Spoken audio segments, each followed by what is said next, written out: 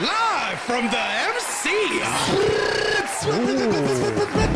So Jason, I know that for other viewers, I don't know if you feel comfortable sharing this, but for those that don't know, Jason is a licensed gun owner in the state of New York.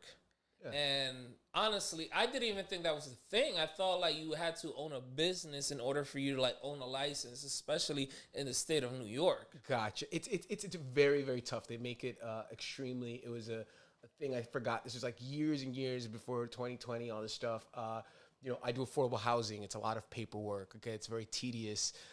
When I went to the story behind it is I went to Georgia, and again, in most of America, having a gun is just like one of the most American things. You go to the South and the kids are all shooting. You go to the sporting range. I went to Marietta, Georgia, and we went to like a sporting goods store, and we just were like firing. I went in. We watched a video for about 30 seconds. They laughed at me when they looked at my New York license. They're like, oh, we'll give them this little like dinky little 9mm. And what scared me was that I did not know anything at all. So it was because it's such a thing. It was the first time you held the gun, and they didn't give you instructions, anything. They was just like, nothing. Like just here's the gun. And go to, literally give you a 1 minute thing, like don't point at anyone's face, don't see what's going on. So were you expecting like a tutorial or a video, some type of safety feature maybe? I was with a friend of mine who, I went to college with him, and he lives, his family in the land there. So we just thought it was fun. I was visiting him and his family. I hadn't seen him in a long time. I went to college with him. He's got, these 2 girls. And so I was just, excuse me? What state? Georgia, Marietta, Georgia. So it's like right outside of Atlanta. And shout out to ATL show. Yeah, shout out to ATL. And so when I came it was an eye-opening experience that I couldn't tell whether the gun was loaded or not. I couldn't tell. You know what I'm saying? Like I was just terrified because of my lack of knowledge in it. They just gave you the gun. They were just like here. No, but they don't give it to you loaded. They don't put one in the chamber for you. But my whole point was I don't but my point is because it's such a thuggery here. Like I just had never. And so when I came back to New York, this was maybe 2018, 2019. I went to the NYPD this before, BC before Corona and all that to 1PP. And I saw it. They make it impossible. But I was like, listen, I had never been in jail before. I'd never been even detained. I'd never even been in a pair of handcuffs before, And so I was like, whatever. But it is very extensive. You have to provide them people who, write affidavits for you, every, Social Security, birth certificate. And again, this is why you need these documents for all this stuff and see what's going on. Current license. They need to know where you're working. Pay stubs. You have to pay them a bunch of money up front. They make it as impossible. You pay them $700 up front. Then you don't hear from them for about 9 months. Or I didn't hear from them for 9 months. The NYPD. And then they were like, "Oh, hey, you're up now." You go in there. You have to pay them more money. They give you a slip of paper. And imagine, I didn't want to buy a gun. All I said to them was, I just want to learn how to use one. I want to be able to go to the range. And they told me this is what I had to do. They were like, oh, and they don't tell you how this works either, by the way. You're just kind of like figuring this out. And they're like, oh, no, that's not how it works. They give you a piece of paper. And they're like, you have 30 days now to go to a gun shop that's like one of their gun shops in the city. They go to Long Island or something. You give them, you get the gun, you put it in this very specific case, unchambered, this whole thing. And then you bring it back to 1PP. So imagine walking into, one Police Plaza downtown, it's like Center Street with a gat, with the Thule on. With the Thule in hand, okay? It's like a truly life-changing experience. I can remember walking in. Imagine you have to go through this metal detector area. Sounds like a setup. Dude, think about it. As a black man, they have this giant, like, cop figure. I don't know if you've ever been to 1PP, but it's like this one giant, like, it's like very dystopian. Like, they have like this giant, like, it's like a Superman statue in the middle of a cop kind of like, you're just kind of walking in there with like your gun and they register. But, I did an interview. Like I said, I have no, like I said, I've never hurt anyone. That was my whole point, is that everyone thinks of it as this like malicious thing because we kind of grew up in the hood. Everyone thinks of it as nothing but bad. But I don't think that anyone's coming to save you. Oh yeah, they interview you. Dude, I remember this cop who interviewed me, man. I'll never forget this white boy, huge. He was like an Army Ranger. He had like the parachute. Like a parachute guy, like he was airborne, like it was his whole forearm. I'll never forget it. And the guy, he looked at me and I was like, I had a citation from the park here in Dyckman from when I was like, I say like 15 years ago. Yeah. I was in the park after dark or after it closed, like after 10 or something like that. And I had to go to the next thing and like pay them like $20 or something like that and then go back in it. It's like that thorough. But the guy was like, I don't have anything on you. I was like, there's nothing, really isn't anything on me. And so, like I said, but it's not like a carry thing. It's at home. But like I said, I think that there's really no one who's going to save you and everyone seeing what's going on. And the rest of America here in New York City, they've made it this real thuggery thing. But like, I know that like you could probably go across the street and probably buy one dirty for $300-400 just because you need one, because there's obviously someone's bringing it in, and everyone talks about gun violence, but I always say the same thing. Guns weren't built. They don't make guns in Harlem. They don't make guns in Inwood. Remington's not here. Like, no one here. You know what I'm saying? Like the Glocks, they're not made. Someone's bringing those things in. Like if you really want to get down to gun violence, figure out who's bringing the illegal guns. I'm saying mine's illegal. Like in America, you're right. It is what it is. You secure one of your rights and fully, but I try to eliminate the stigma, because it's not like I have no malice. I have, but at the end of the day, I'm not the first one that you're probably going to knock on my door. You know what I'm saying? Like I'm probably going to deter you pretty quick, depending on what's going on. Everyone thought I was crazy when I first did it, but then when 2020 happened, I didn't look that crazy anymore, and when the plague came, and all of a sudden people were like killing each other over toilet paper and whatever it is, it didn't seem like I was that nuts. Everyone was like, oh, that was real smart. I was like, hell yeah. All I'm saying is... All I'm saying, you stay ready. You don't got to get ready. Exactly. And for whatever I spent... You see me? You see me? Tekashi definitely believes in the strap. He's definitely getting the strap. And so, again, it's only in America, again, we grew up in this neighborhood where they have criminalized everything, but understanding the rest of America, it is glorified. It is, they're going to shooting camps. They do trainings. They do quick draw. Like, they are being trained like militias. Again, America has a very militia-ized, the citizen soldier thing is very...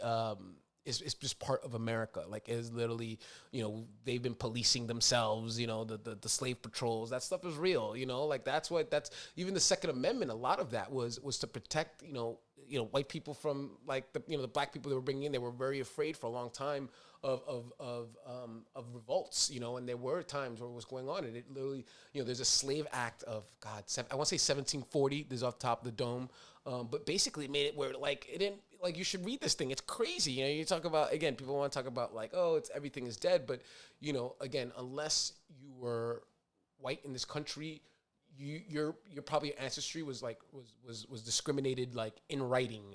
Like they made laws against you. They've made laws against Mexicans. They've made laws against Asians. Like anyone who basically has not been white. We've limited, Muslim bans. We've had very specific groups, but it's almost everyone that basically just was non-white. You know what I'm saying? Like, that's all I'm saying. And I'm not even, again, and I think, even when I talk about these past things, I'm not trying to attack the current administrations. Like, I'm not trying to attack the CIA right now. I'm talking about, but hey, listen, this crime happened maybe in your organization, but it was maybe 20-30 years ago.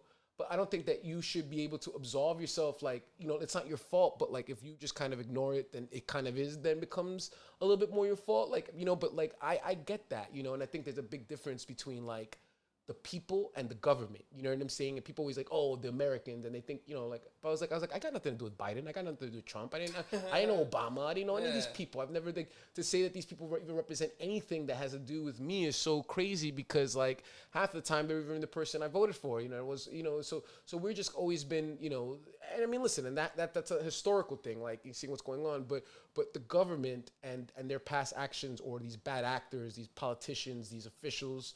Like, that's not like attacking America now. Has no attack on, there's no thing to the people there working now, part of this generation. That's what I'm saying, is that we need to be better, And I think that we're living in a society where, there was a time where, again, you're an immigrant, Americans, what they had though, the difference between, like white America and the rest of America for a long time was ammunition, with the guns, the Remingtons. The one thing that they mastered really quickly was, that's how they took over the West. That's where the cowboys, they made sure that like they were the ones that were armed. They made sure that no one else had arms. You know what I'm saying? That the Second Amendment, a lot of it was not extended.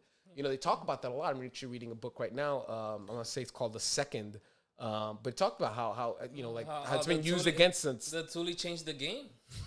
Everything. It changed everything. It changed everything. It changed everything. And that's why these industrial powers, for a long time, that was the difference between like the savages and the non-savages. Is the non-savages they had were guns, they had bullets, they had learned, but that's truly once they got, World War I, the Gatling gun, like that changed everything. Where you literally didn't have to even like really face your enemy anymore. One of the really interesting books, another challenge I would say, or something you should look at is, it's actually an HBO special too, if you want to take a look at it. It's Exterminate All the Brutes. And I cannot recommend, and if you really want to think about, and listen, the original book was written by like a Swedish guy in 1992. This is not like some new thing. This is not like critical race theory. This is not like this is not some new. This is literally it had to be translated from Swedish to English, and it's just all about like the history of basically for so long, it was all about destroying the natives, like when the Europeans. But the big thing that they had over everyone else, and they kind of added these things, like they were like better for other reasons. They were more moral, they were more cultured, they were more, that's why all of our society is, but the big thing was that they thought that eventually the natives were going to die off anyway. They were just kind of going to help them out, and seeing what's going on. And I think people don't really kind of realize that the last like 500 years of this kind of, colonial, these settlers, but it's been for so long, America was just like, it doesn't matter. You can kill all of them and it's yours. The land is yours. You just literally, they have bounties, and if you see what's going on, like, native, and everything is crazy, because if you think about America, everything here is named after like the Native Americans. It's kind of crazy, but all these towns, all these things, you'd be like, where do they get these names from? People are like, oh, they don't believe in like, they don't like Hispanics, but people live in like San Antonio, like Texicans don't like Mexicans, but they live in San Antonio. Like, it's just kind of a joke that they take, what I'm saying, that they took over, they took the names, but it's not like really their culture. But like but that's it. It's just been this whole like, oh, okay, Florida, Miami, all those names, the thing, the Seminole, like if you go deep into the rabbit hole of these things, and I just think that you have to understand these things, so you can understand the pushbacks and the issues we're having right now in our society, and a lot of it is just, a lot of America just never had to, like acknowledge a lot of its atrocities against a lot of people. Like they've done some awful things. Like America, dropped. Again, American government. This is the only 2 nuclear bombs dropped on civilian populations were America. It's so funny. Everyone's always afraid of like, oh, these countries with their nuclear weapons, but there's only one country that literally dropped 2 bombs in the same country in like totally civilian populations, not like military targets. Even Pearl Harbor was like a military base. We didn't go for the military base, and see what's going on. This wasn't like a soft. We went right into their town, and we're just like, boo. So you just have to, but you have to at least acknowledge some of this stuff. It's Jason, wild. Can we get more into how to obtain a Toolie in the state of New York? Oh, sure. Oh, I'm saying exactly. No, yes. No. No. But I'm just saying, just go through the process. It's a 50-step. You can listen. It's not. Hold on. Did you say it's a 50-step? Oh, it's got at least. I mean, like 45. Like there's like the sub points. They make it so like you don't want to do it. That's my whole point. Okay, so in order to get a license, you have to go through a 50-step. I mean, it's something like process. That. It's like a 3-page application, which like all the things that you need. But it is very tedious. I mean, it took me just to get the documents I needed to apply a few months, but I was determined. I was determined to get my Toolie. Like, I was like, you know what? This is America. I never hurt anybody. This is available to me. I had the money. And I was just like, I was a grown man kind of thing. I was like, listen, man, I don't, I have my very conservative godparents, and they live in Florida and this stuff. And, they're very anti. I remember last year, all the BLM and all. And I didn't ever go to any. I didn't go to any of the things. So anybody sitting at home right now that's wondering, that's a New Yorker, because our audience is pretty much New York City. So anybody, all you have to be is over 18 or 21. Over 18. I would look have to look at the application. I'm pretty sure you have to be fully employed. I believe it's not like a thing like they have very high restrictions on it. Again, you're gonna need 2 letters of recommendation. I have my sister. If my sister ever thinks I'm out of my mind, she can literally just come to my apartment and take it from me. You have to have someone who's like basically like responsible for like if something happened or something's going on, if someone thinks your family like you know they sign over that they're the ones that like I was like, you know what, if anyone is gonna tell me to, you know, give me the fucking, you know, give me the Thule, it's gonna be my sister. And yeah, just give it to me and I would listen to it. It'd be my sister. So like, you know, shout out Nikki Paulino. But you know it is what it is. Shout like, out Nikki, fifth and forever. You heard? Exactly. She can come and claim Live from the MC. Shout outs to Nikki, man. Fifth and forever. Yeah, she was always the boss. I always knew she was gonna be the Paulino boss. No, but nonetheless, I just wanted to emphasize on this, Jay, because so if you're sitting at home right now and you're watching this like on your phone, you can pretty much get your because I just thought off the top, like, you know, obviously I didn't do any research, but I just thought of like off the top, if you were a New Yorker, you couldn't own a gun. Like I thought at the very minimum, you're supposed to be like a business owner. It is possible. No. To have one a home, it's not it's not a carry license. It's just I have a license to have one at the house, and it is what it is. And so then that's what I have. And then I've had it for years. I've never even fired it. I've never gone to the range with it. Yeah. I've never, like I said, that was the last time I was in Georgia. You know, towards the end of it, it's so crazy because I had to wait months to hear back from them that I almost like wasn't even interested anymore. You know, like by the time they did call me on the other thing. Wow. But what I'm saying is, as an American, they're draconian the rights, and I just think that anyone, unfortunately, I just know there's a lot of other options to getting guns, and I'm pro legal guns, meaning that, like, listen, man, you go through the process. I personally think I should be able to carry. Like, my point is, everybody should be able to carry. I guess, but I mean, listen, I think that after the scrutiny that like you have to go through the NYPD, they have my picture, they have my thumbprint. You're also giving away your anonymity, and that thing is that I've never committed a crime, but like now I'm in their system too. You know what I'm saying? Right. Something happens, I'm in that legal. So you kind of give them stuff, but again, I have no intent of anything. Like I just want to know that at the end of the day, but it's funny with everything that's going on. You know, my greatest fear is dying like, another unarmed black man. Like I want to go out shooting. I always joke about that. I was like, listen, hey, but Jason went out armed. Like I didn't like go out. How you going out? I'm just saying, I'm tired of this narrative of the unarmed black man getting gunned down. You know, that's like just seems to be the I think that kind of trend, that narrative. I was like, nope, I was armed. It's fine, and you know what? And it's fine. And we go out and there's nothing more. Yeah, there's nothing more American than dying in a shootout. So it is what it is. There's nothing. If you guys shot America, man, you just went out like a lot of Americans, man. Yeah, go out in the shootout. That's not a bad way to go. I'm just saying. We all gotta go, and I'd rather be shot than die of COVID. Okay, that looks terrible. I don't know. It is. I mean, it's like a slow, painful thing. I really would be, man. I'm not gonna lie. I would not. I don't want to be on a ventilator. Like, put me out, But yeah, no. I think that's an important thing that people in this neighborhood, things like that I think people don't have access to, or people don't know the difference.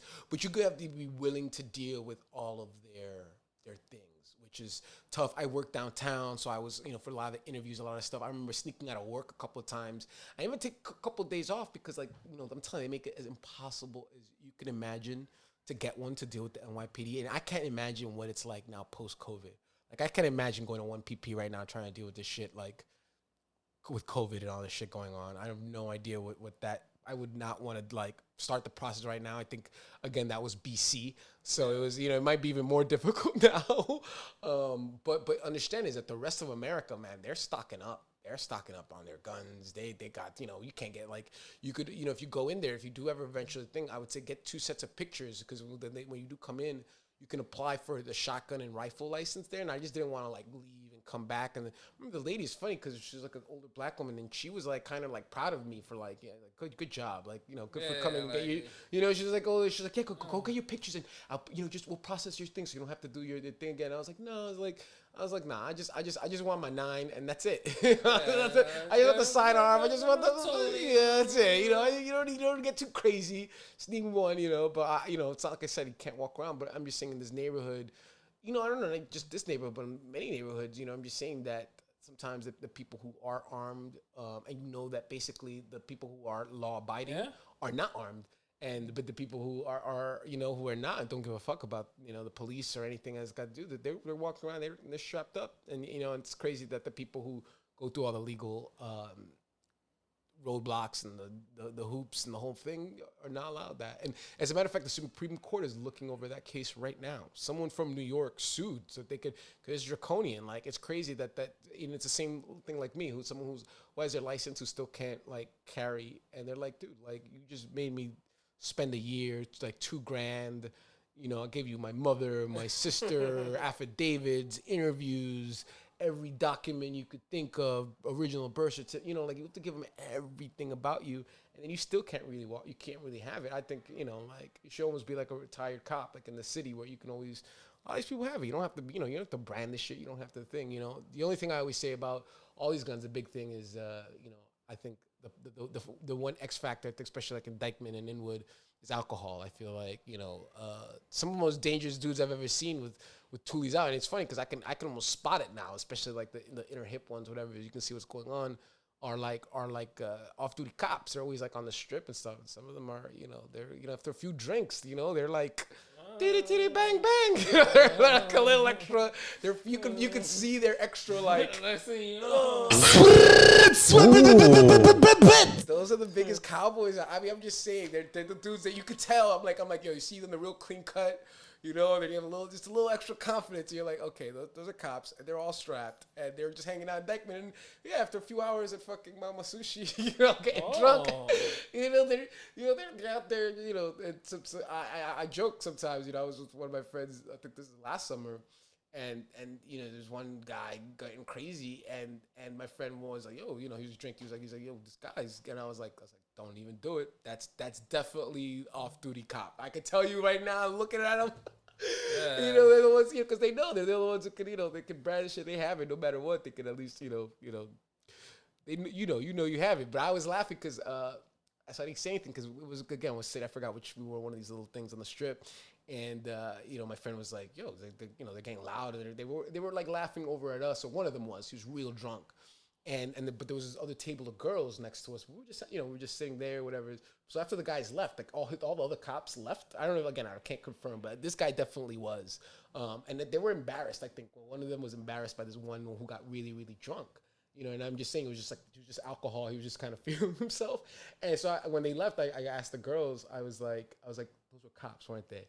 And she was like, how could you tell? They were like, I was like, yo, don't mess with those dudes. Not like that, but like I was like, don't, but you could tell there was like a little extra oomph to their step, and as they drank and they're strapped, and so that's when sometimes I think to myself, yeah, man, that's another thing that you have to keep in mind, because sometimes you just feel like a little extra Superman-ish. But I feel like, listen, I'm almost 40 years old. Like I understand the repercussions, like we don't, it's not like I'm thinking that, but sometimes you have to be able to protect yourself because, we're living in a more increasingly, suspect world, it's just, and again, like nothing like 2020 to teach us that things, civilization is only for the civilized, The Walking Dead can happen any minute now. I mean, we just saw how much closer we are to that thing where people don't care about anything and except their own survival. And then, we all have our own personal feelings about things. So it's like, one person thinks that, and then it just becomes where, like, again, my freedom, my choice, but we all affect each other, in whatever reason, whatever thing. So you want still people to be reasonable, but when things are bad, that goes out the window. No one cares about being reasonable, or no one cares about being civilized, because it's like... Of course, bro, I think about it all the time, especially after watching The Walking Dead. This pandemic was a perfect example of that. Because think about it, just how we were, like we were living our regular normal life, and all of a sudden the pandemic hit. Imagine if the pandemic was like a zombie apocalypse type of situation. Who knows, man? Maybe the vax people. I was thinking that for science because I write science fiction. I wanted to start this book where the anti-vaxxers were right, but you know what? But it was just a fiction novel. But where it's perfect. I know it's fiction. Funny. It's a perfect plot. I feel like everyone would love it, would find it funny that all the vax people turn into zombies, and the anti-vax people were like, "I told you." It's the perfect plot. I think it's perfect, but I didn't want to even give the answer, because and it's so crazy because I was with people who consider some anti-vaxxers recently. I'm sorry to jump around, but and the joke was that they were like, "Oh, he's a vaxxer," and I was like, "Really, dog? I'm not like now you're making now I'm the weirdo. I'm the guy you're like looking at me like I'm crazy." So I think it's very interesting.